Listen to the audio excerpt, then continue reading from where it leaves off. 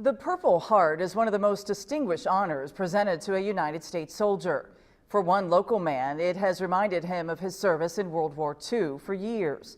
That is, until it was stolen last year. As News 10's Matt Gregory tells us, a friend has found a way to bring that honor back.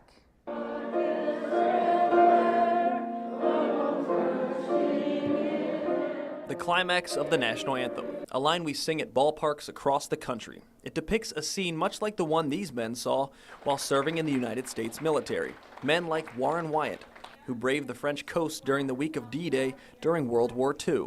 Now, I gave the credit to my life to a soldier and a sailor that landed the troops at Normandy.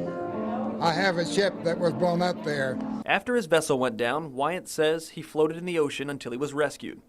For his wounds and service, he was given the Purple Heart and later the Good Conduct Medal, which he kept proudly for years until last year.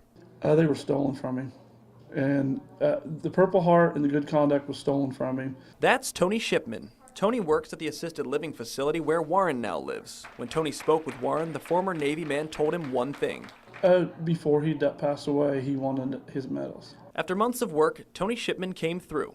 In a small event Thursday night at the Bethesda Gardens living facility, Warren Wyatt, alongside his other retired comrades, was honored.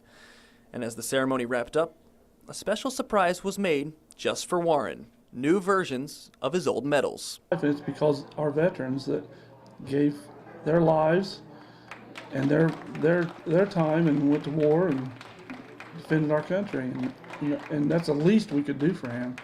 Let's get his medals for him. And the man who put his life on the line for the country years ago wants his service to be remembered for years to come.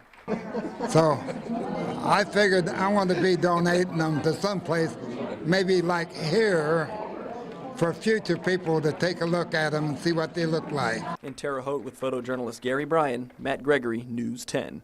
Good for him. Tony Shipman says getting new versions of the medals took several months. What made matters worse, he had to wait until after the government shutdown to finalize the papers to get those medals.